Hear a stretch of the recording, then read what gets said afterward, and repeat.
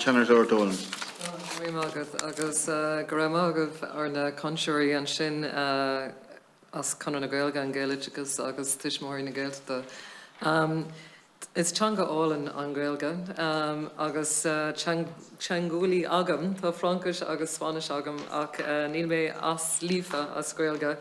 Ach tá mé as bélan as slua agus nuair a bhí mé óg níl a lom rawa mar Gaelscoilna sa baile sin ach anis tá Gaelscoil an agus tá Gaelscoil sa Roscommon freisin ach tá sé antábhachta agus tá takeíocht agam leis an teanga Gaeilge mar aber sa Liebensuirt. Tá cúpla ceiste agam agus mar Béarla, if that was okay, agus na fragra as Gaeilge freisin. Tá cumas teanga agus cumasaj antábhachta. So I suppose the language and communication skills I know was mentioned as being extremely important. And there was a reference, I know, to the Common European Framework of Reference, the CEFR. And I suppose what I would like to ask in relation to that is how do we ensure that the students that are leaving in Liebensuirt have that capability to speak so fluently? And I say this because I would have studied French and Irish at French at higher level, in particular at Liebensuirt, or actually I studied it at PAS at Liebensuirt, and I went on and studied it as a degree level in Galway, and I was very fortunate to be able to learn and to be able to go on Erasmus and spend a year abroad. When I was young, I didn't have the chance to get to the Gaeltacht, unfortunately, even though I've been from Galway. But I suppose, how do we ensure that our children and our students are left with the capability? Because it is so difficult to get fluent. It is very difficult. And I only know this from French, and I would hope soon, I'm doing the classes here in Gaeilge as well, in the Oireachtas, so I hope I increase my level of fluency as well as Gaeilge.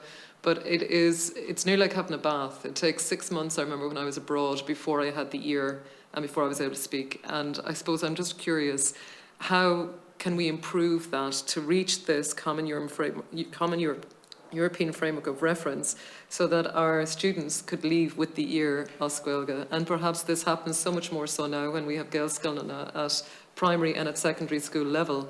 But how do we do this for our other schools as well? How do we make sure that all of our schools are able to provide that? And then my next question, I suppose my other question was just, I think to Fiona, I think it was Fiona, and I hope I'm correct. I liked the idea of the Saocht agus Lichtriacht na Gaeilge, the subject that you mentioned, Irish language, culture, heritage and literature. It's absolutely great, wonderful. I'm guessing that you're saying this is Trí Gaeilge. I would just be interested in this particular subject. I would think would be of an immense interest, particularly to a lot of our newer students, people who have arrived from abroad that have settled in Ireland, that are now coming into our schools, and I'm sure you're seeing it more and more, first generation Irish, particularly in primary and secondary school levels. Would this be something that would be, something that could also be available? Would it only be Trí Gaeilge? I'm just curious, and I'm only just putting it out there because I just think it's something that would be of immense interest, I think, to so many. So gur míle maith agat agus freagra as Gaeilge, gur maith agat. Well, I'll just come back to you on the took me rash agus mas cumana as Gaeilge. Mar an from a tagarha and cén chuí mé fá an anna sin a cheangal is Jackna dhéanamh ní séfachtaí.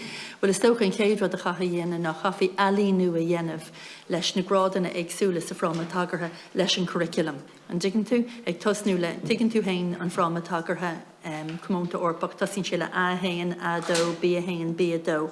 Well, bheithir at fechan na sanríochtaí ag an iarvan level ag tosi leis an tráthaoiseach agus a chin tú go raibh gach ceann den na levéil sin alínithe bhealach tréarcach agus teach leis an gaidan an diggin tú atá gceist leis an from a tagartha. So go mbeadh a hain ag teach beidir le ban levéil nó gná levéil sa tráthaoiseach agus go mbeadh a dó agus sin bí a hain agus bí a dó ag teach tú go dtí an orteist agus go mbeadh béal tríal Now tá lán marcan ag dul ar a mail tríal a láthar na huaire ach an chuomhfuil an braille tríal struchtúrtha a láthar na huaire tá annach chuid picture srehanna picture le fólam de glan bhear ag daltaí ag sníl sé sin a chur leis an gommas cumarsáide atá ar bhealach agus tá sé sin léirithe in san pléicápéis níl sam léitú an pléicápéis níl sé sin ag chur leis an cumas fadtearmach teanga tá ag na daltaí.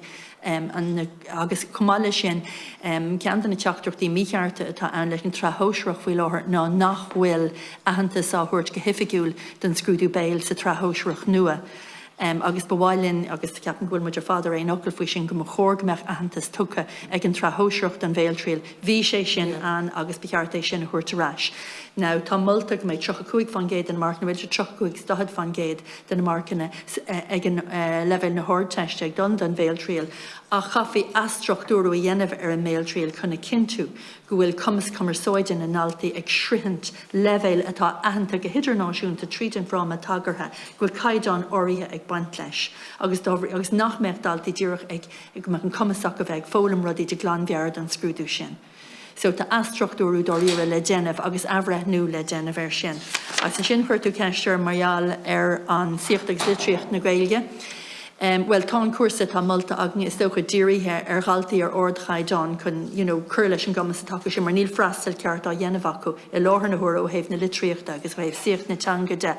Agus cinnte agus an cearta go meach a lehéid de chuasa spéisiúil de rií nua teachtas teach sa tír agus go ddífann go leor den daltaí chun cóhéics den teanga tá ólam a thuirtóibh agus beidir go meach féidireacht an sin de gear cuasa ag level na strathe seoisiirí nó mátá gear cuasaí bartaí acu le tuairteteach leis an achorú bheith a dhéanamh ar an áirteist go méach féidireach dain le go bhuíoch daltaí an deis ólas a chur ar sin réimse níos lehanna daltaí ólas mar in áir ar cuid an cúis go míon daltaí ag gearán mar ealar an Gaeilge mar nach bhfuil tuiscint omlánach ar hábhacht na teanga agus an tradiisiún agus an severas a bhainean leis I ggóhéics orpach. Yeah. Fiona. Yes, the oral exam, I would be 100% behind you. It is so crucial to be able to speak, fluently, but also that it's not by rote, that it's not, that it's not learned off.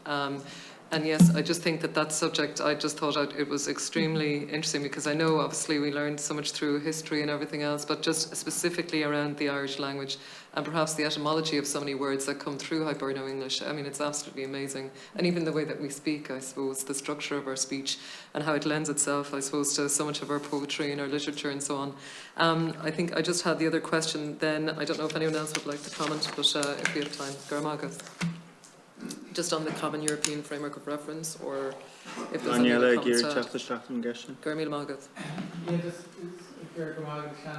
Just lume rudawan be bantakla sha mar sachapi atá vína treisve kain fri tá ólas breisian fri conas go meich an ahlíú déinte leis an fráma ach ru ceanraí is mó síla athróch Masra grammar gúsáid an frám agus gráis sin na teachtarí an córas ar fad.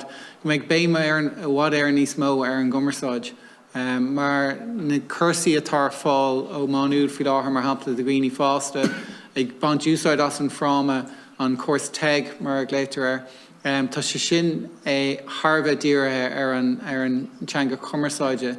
Agus an bontáiste hiigimse ón frám a freisin ná gur féad le a bheith ar level Nís urger mar hampla sa teanga láutha ná tá tú sa teanga scríofa.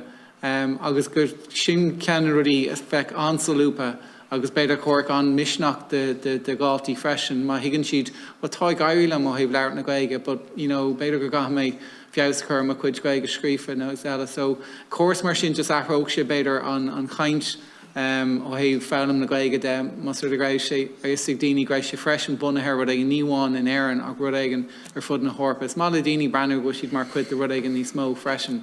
Is beidir go garbhóg sé sin.